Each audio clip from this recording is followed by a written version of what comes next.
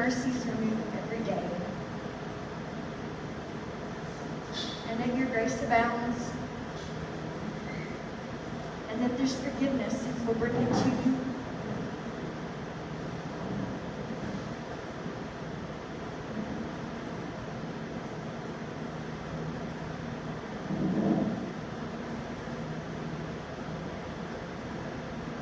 Father, I thank you for this morning, for waking everybody up and getting everybody here safe.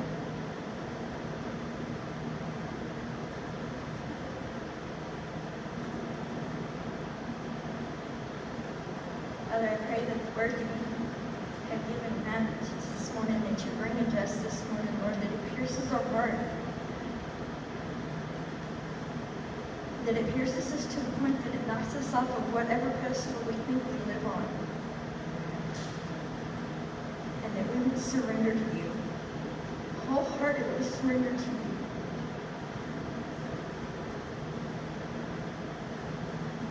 And that we don't just make a show or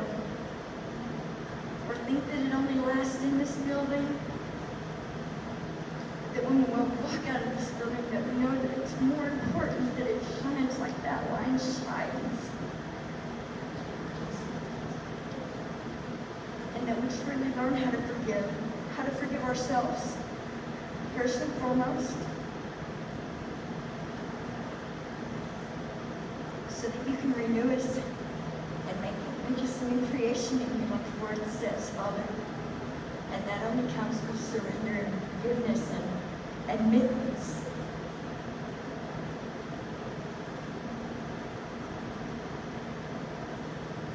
Father, the spirit that's over not just this community, but it seems like this whole world. Father, that it not divide your people and your church. And that we continue to be the beacon of light, not pulled into the ways of the world. Your word says that the world belongs to the enemy, that he's the king of this world.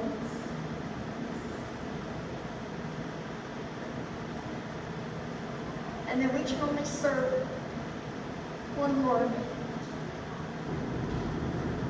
And I pray that we stay founded in you, in your rock, that we not be pulled in by the world, Lord. Father, I pray your forgiveness on us. I pray your protection over us. Father, I pray that we learn to love and to walk more in you.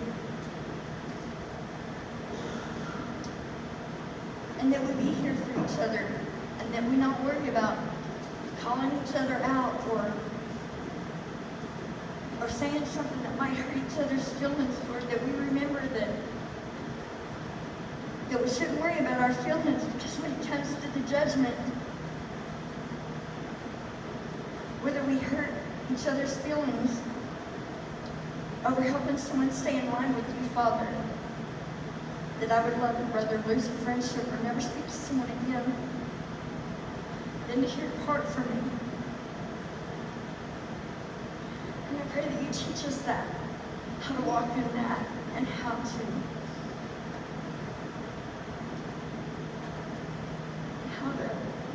lead by example. I thank you for being in our presence this morning with us. I pray that you send a sweet melody to you.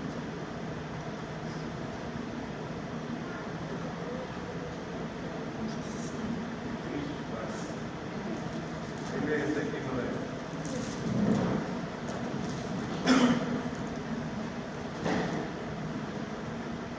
I said the title of this message will be, are we going to be spiritually led or emotionally led? That's hard to do. It's easy to say, hard to do. As she was praying, I thought of a verse that comes out of Joshua 24. Verse 15 says, if it seems evil in your eye to serve Yahweh, serve the Lord. Choose for yourself this day whom you're going to serve. Whether the idols which your fathers served, that will be on the river, were those mighty ones of the Amorites whose land you dwell in. But I and my house, we will serve the Lord. As I've said it over and over again, serving the Lord is not easy. It's not this come to Jesus, say this sweet little prayer up here at the altar, and everything becomes roses and cotton candy. That is not in Scripture, no. When I've come to the Lord and I lay down my life, I said, no longer do I serve me, Lord, I serve you. My life got extremely hard. But in that was a peace that surpasses all understanding, that sometimes I don't understand. So as I prayed on all this morning, because I know over the past few weeks, everything that's going on has caused me to be emotionally led, rather than spiritually led. And I see that, and I'm repenting of that.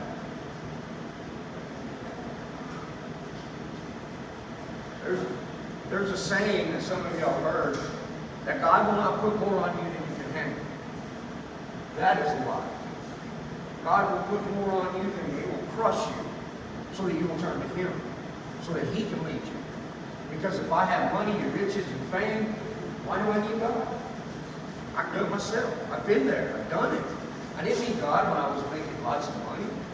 I thought I did need God. And so, that was always my grandma's favorite saying, don't worry, son, God will never put more on you than you can handle. Okay, great. Well, how come I'm getting crushed? Because I wasn't turning to the Lord. In the past few weeks, past few months, as I evaluate my life, like I ask y'all to do every day, go home and evaluate your life according to the Scriptures. As I've evaluated my life, come to the conclusion that, Matt, you are being emotionally led most of the time. You're allowing anger and fear to rule you.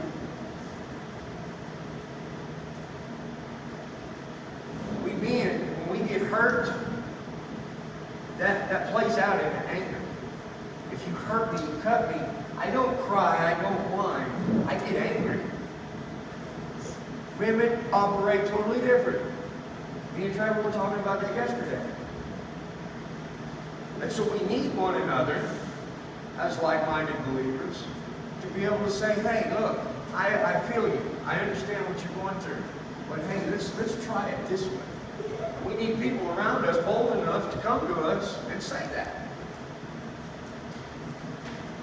Last week we talked a little bit about Eve and how she had set up boundaries for herself that caused her to fall in the garden. God said, don't eat of the fruit. When the devil came to her, she said, we're not supposed to look at it, touch it, or anything, lest we die. By her setting up those false boundaries that God never said, it allowed her to be tempted and deceived. And in verse 7, chapter 3 of Genesis, it says, and then the eyes of both of them were open. This is Adam and Eve after they ate the fruit. Were open, and they knew they were naked.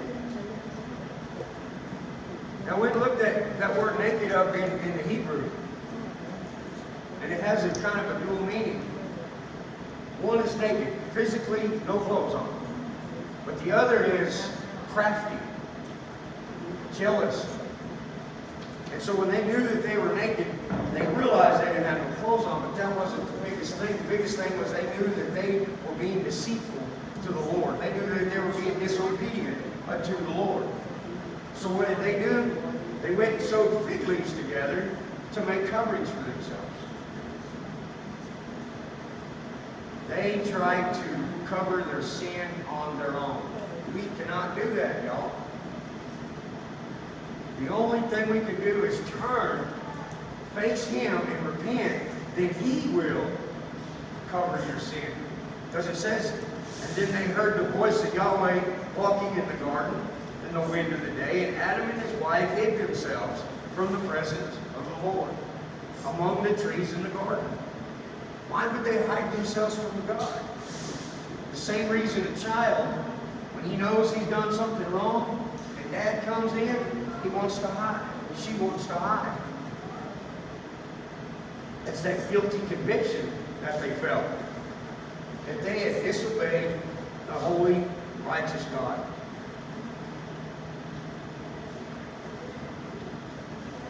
Now, if you continue reading, you will see that God gave the first sacrifice. It took blood, but it took Him. It wasn't what they could do. It was what God could do. Turn with me to 1 Samuel chapter 24. And let's look at David. King David. 1 Samuel chapter 24.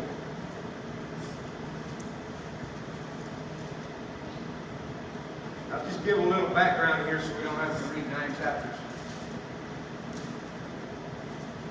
When David had slew Goliath, Saul brought David in to his household. Saul loved David. Saul put David in charge of his armies. Saul was anointed by God to be the king of Israel. As things played out, David, being a valiant man, led his armies and they conquered over and over and over again, which was great for Saul, until the people in the streets started crying out and yelling out and praising David, saying David has killed his 10,000s, but Saul's only killed his thousands. Saul became jealous, very jealous of David. So jealous that rather than having a man beside him that can lead, we're going to cut him off. We're going to kill him.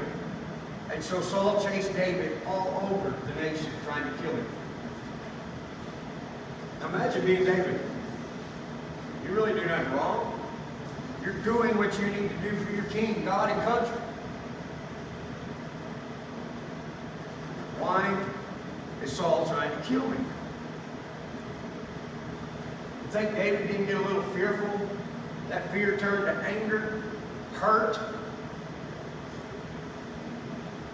wanted redemption.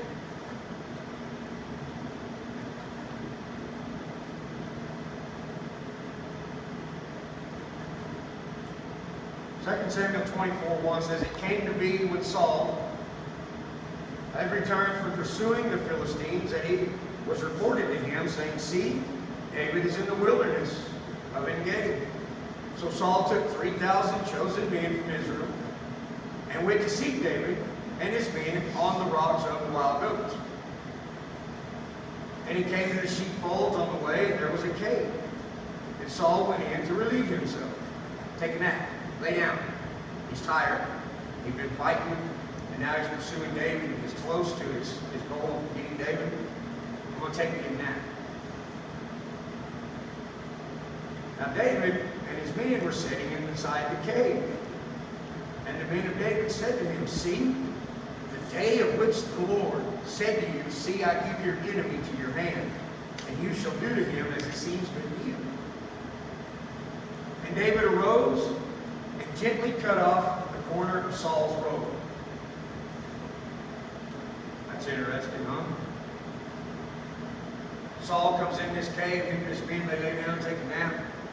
David's in the back of the cave. There's Saul, the man who's been trying to kill him for years. All David has to do is walk up and cut his throat. It's over. We walking today are finding ourselves in this situation. Now, are we emotionally led or are we spiritually led?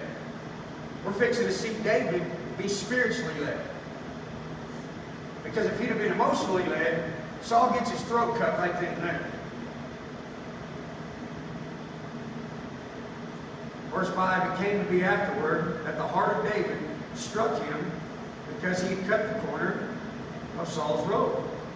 So he said to his men, far be it from me, by the Lord, that I should do this matter to my master, anointed of God, to stretch out my hand against him, for he is anointed of Elohim.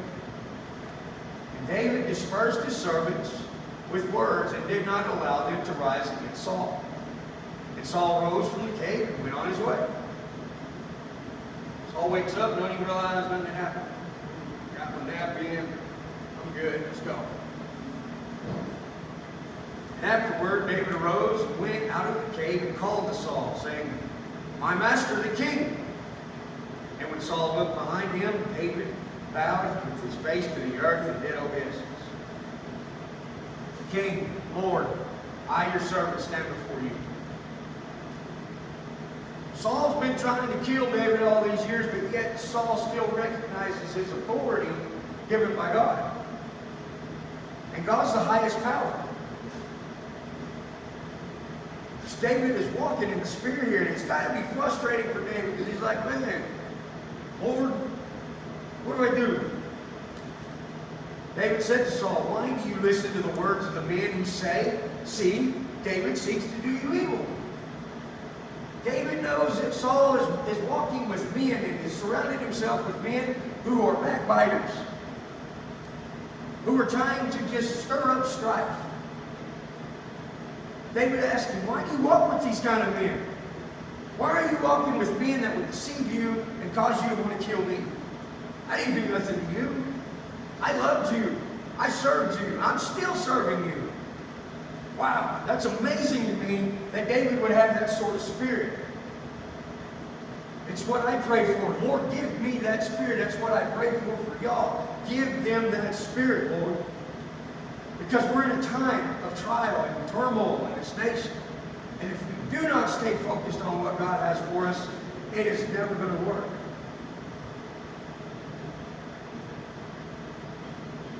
Verse 10, see this day your eyes have seen Yahweh. Give you today into my hand in the cave. And one of my men said to kill you, but my eye pardoned you, and I said, I do not stretch out my hand against my master, for he is anointed by the Lord. Now David's got men with him doing the same thing. Kill him, David. Kill him. You know what he said about you? You know what he said about your mama? Kill him. David said, absolutely not. I follow the one true God. The one true God would not have me kill his anointed.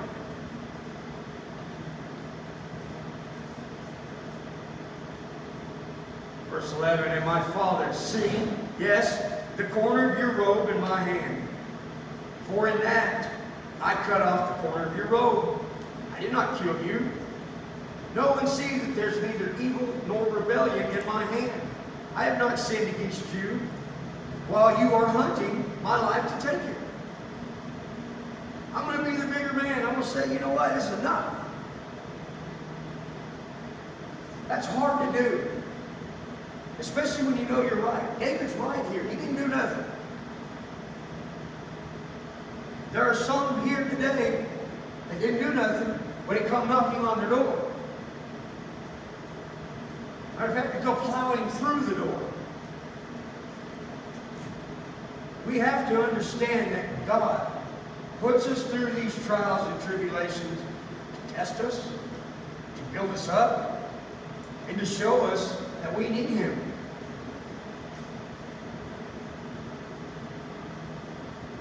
No, God don't test us. Really?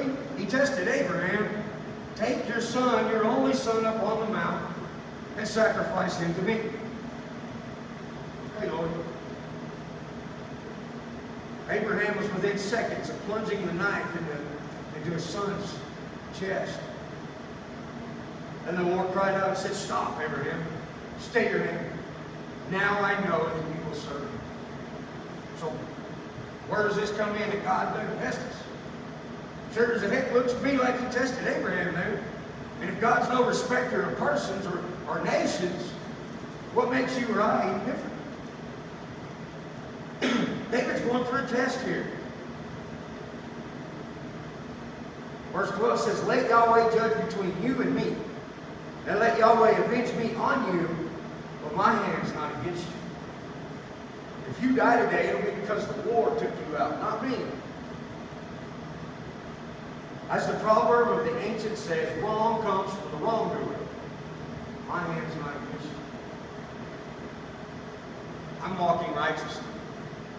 And really, in my emotions, in my thoughts, I really want to kill you, dude. You've chased me all over this land. I've had to run and hide in caves like a little girl. I'm King David.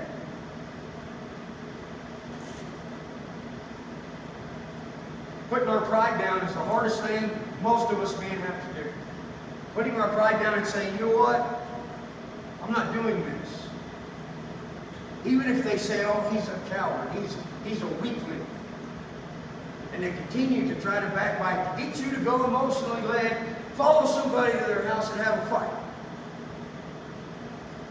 How's that work out for you, son? Not too what? Speaking to myself.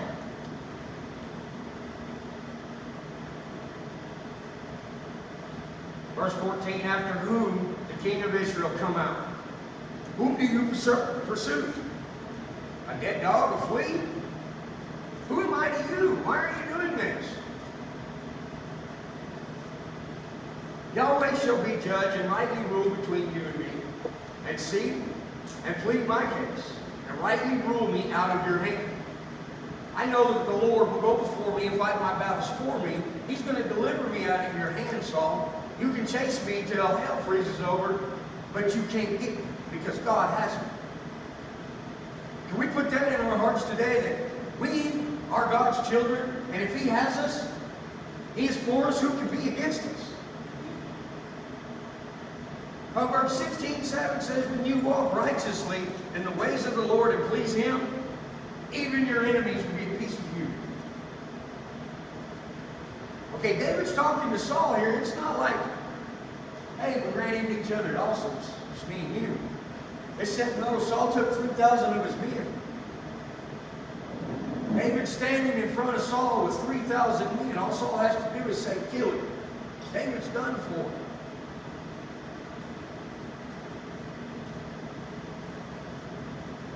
The conviction that David is putting on Saul's heart right now has got to be pretty overwhelming for Saul, because Saul's prideful too. Saul's got his men behind him. If he don't do something to David, Saul's a coward. That don't look good for being a king. So in this conversation, we have to look at the scriptures and understand that God is right in the midst of this, holding both of them.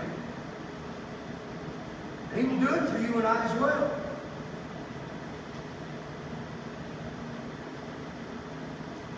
It came to be when David had ended speaking these words to Saul that Saul said, is this your voice, my son David? Is this really what you just told me? Saul lifted up his voice and wept. The conviction that we feel, we need to adhere to that. Out of all the things that Saul has done, this is really the only thing that I see Saul do right. And he said to David, you are more righteous than I am.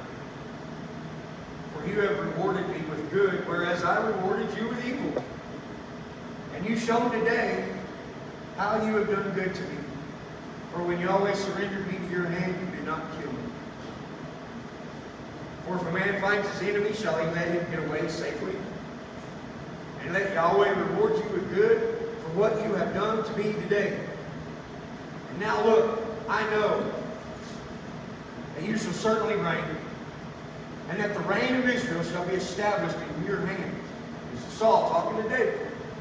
And now, swear to me by Yahweh that you do not cut off my seed after me, nor destroy my name from my father's house. And David swore to Saul. And Saul went home, and David and his men went up to the stronghold. Squashed and it's over. Two prideful men had to suck it up, eat their pride, in order to walk righteously in the way of the Lord. Trust me, that's not easy to do, but that's where I'm going to walk from here forward. Let's go to Acts 16.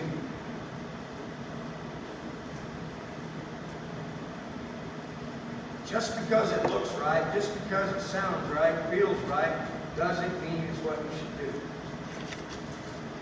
Let's look at another account.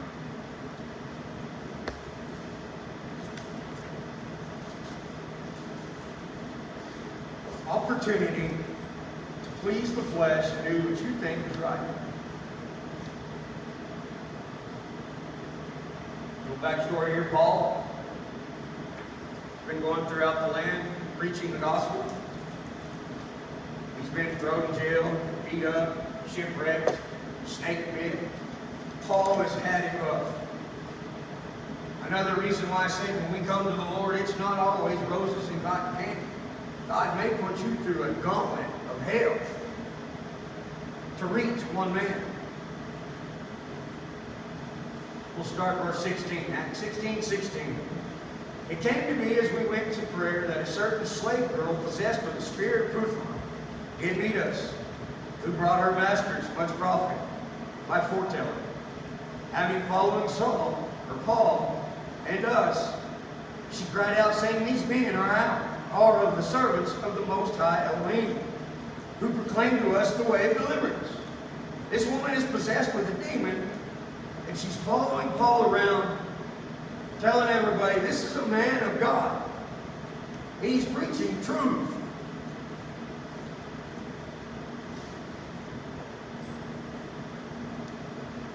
And she was doing this for many days, but Paul, greatly annoyed, turned and said to the spirit, I command you in the name of Jesus Messiah, come out of her. It came out that same hour. Why would Paul exorcise a demon that is actually lifting him up, puffing him up? Because we don't associate with demons. And we have to discern and recognize those who are trying to tickle our ears and those who are wicked. A slave girl, when her master saw that their anticipation of money making was gone, they seized Paul and Silas and dragged them to the marketplace to the rulers. Her slave masters were making money off of this spirit demon, making lots of money by her giving foretellings and fortune telling, making people happy, making a bank. That's today. I see it in all the churches. There's a few surrounding. Sounds good, tastes good, feels good, looks good. We must be on the right path, right? Why is everybody agreeing with us? Jesus says they will hate you when you preach the truth. And having brought them to the captains and said, These men, being Jews, greatly disturb our city. And they proclaim practices which are not right for us to receive nor to do, us being Romans.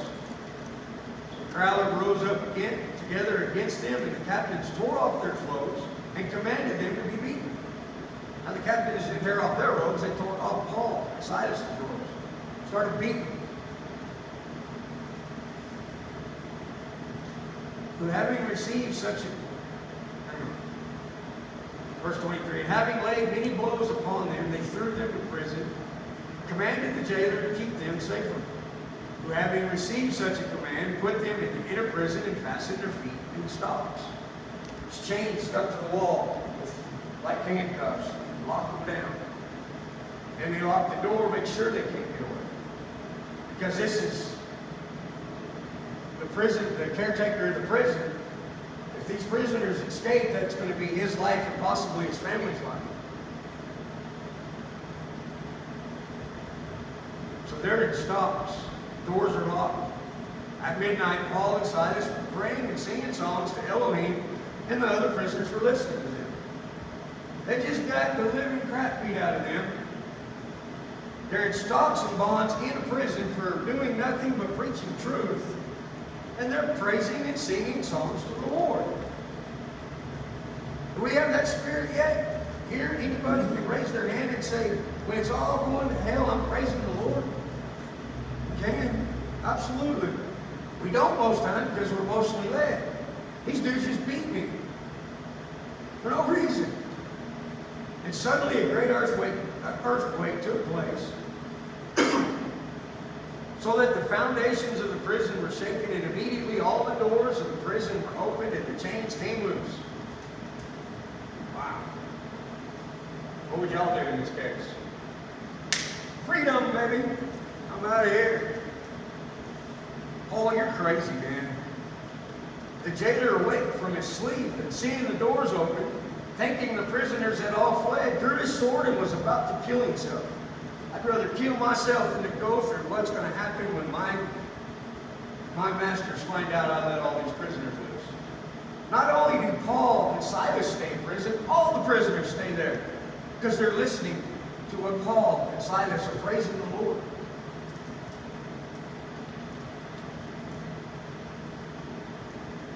But Saul called with a loud voice, saying, "Do not harm yourself. We're here. We didn't go nowhere." And asking for a light, he ran in and fell down trembling before Paul and Silas. "This is nuts. This is crazy. Why did y'all run?" And having led them outside, he said, "Masters, what do I have to do?" He said. "You think this jailer ain't hearing these praises and the songs that Paul and Silas were singing?" He was listening. He heard it. You know, guys, that's all we have to do is plant a seed. Say something to somebody and move on. Say the truth, of course.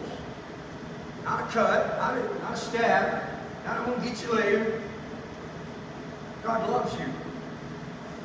You're walking the wrong path, but God still loves you. Walk away. You'd be amazed what that little seed will do to somebody. It's what happened to me. I was doing fine, I thought. Seed got planted, and here we are. Tripping, stumbling the whole way. What do I have to do to be saved? And they said, "Believe in the Master Yeshua Messiah. You shall be saved, you and your household." It's said that when a man comes to the Lord, that 90% of the time his family comes to the Lord. I can attest to that because my dad used to sell drugs. He used to run with crews and would go and find people, beat them up. My dad was rough and tough. And one day I went to visit him and watched the football game, and he was at a church. What in the world? Somebody done hijacked my dad. Gotta go save him. So I went into that church to save him. That seed was planted in me. As my father came to the Lord, so did I.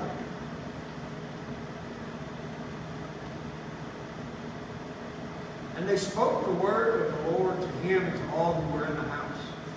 And taking them in that hour of the night, he washed their wounds, and immediately he was baptized, he and all that were his.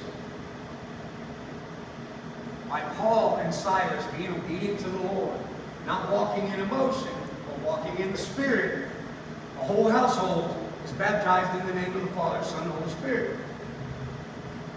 What did Jesus tell us before he left? Go into all the world and preach all that I've commanded you. Baptizing in the name of the Father, Son, and Holy Spirit. That's it. We don't have to show how tough we are. We don't have to show that we can beat everybody up. All we got to do is preach the truth. Most times that's probably going to get us beat up.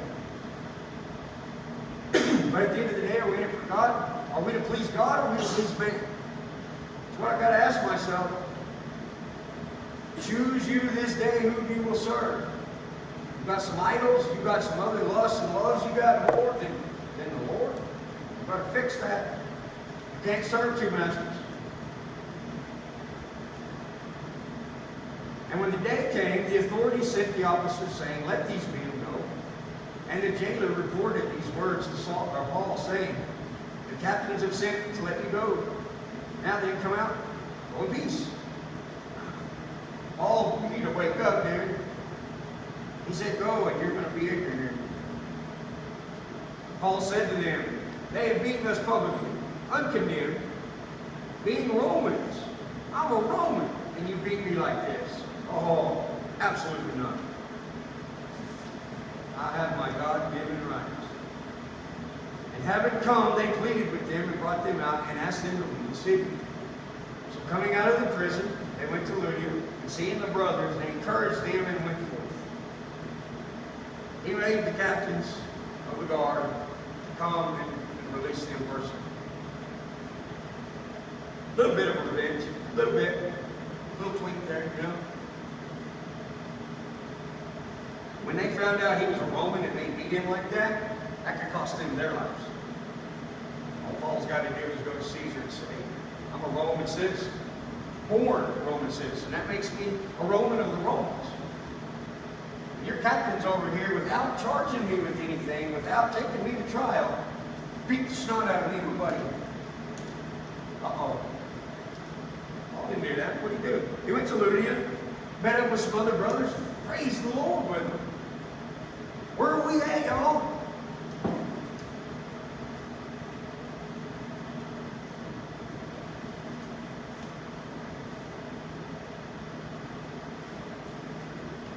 Read 2 Samuel chapter 24 on your own. There's another lesson there that I believe will hit you in the heart.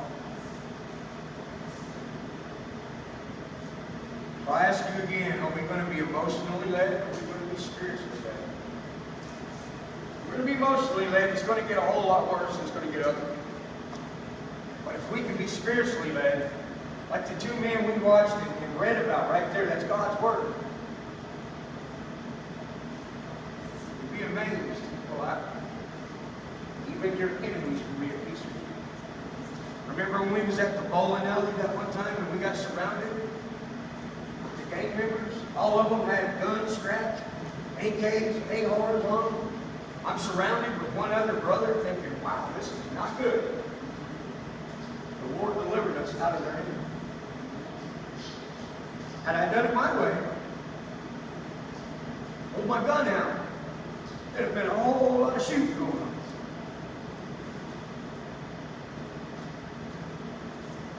Let us walk in the Spirit. Let us walk in His righteousness.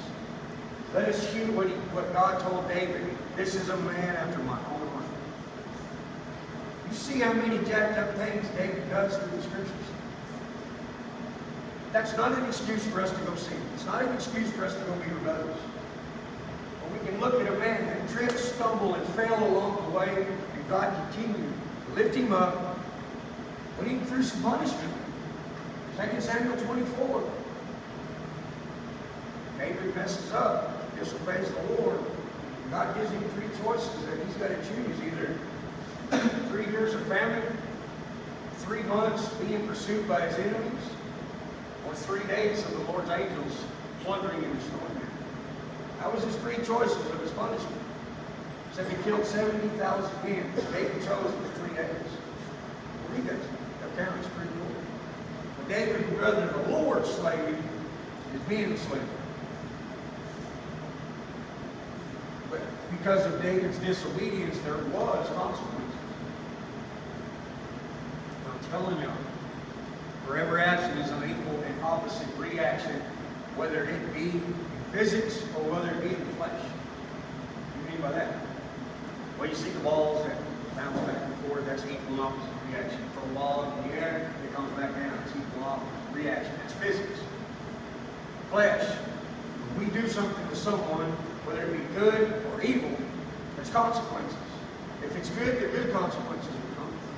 We may not even see it. We've got to drop that pride. Dropping my pride. I ask y'all to do the same. We'll walk righteously in the Lord and He will deliver us. I've seen Him do it. You've seen Him do it. Trust me. We'll walk this out together as one. One body, one church, one family. One love, one God. That God. Let's pray. Father God, we thank you for your word this morning. We thank you that you would show us the way when we seem to not know any way. Father, we pray that you would deliver us from our own stupidity, our own pride. We pray that we would be that light in that dark world that is getting darker and darker by the minute. The enemy is being exposed. Lord, let us be your righteous hand, that we walk in your ways. And we hear, well done, my good and faithful servant. Enter ye in. The other words are, depart from me, and never knew you, worker of iniquity. Don't want to hear that. And that's what happens if we don't drop our pride. Father Yahweh, thank you this morning. I thank you for each individual here, and I pray that you would protect us. You put a hand upon us. The enemy would not understand. Maybe even turn the enemy to you. Father, we thank you. We give you praise, honor, and glory.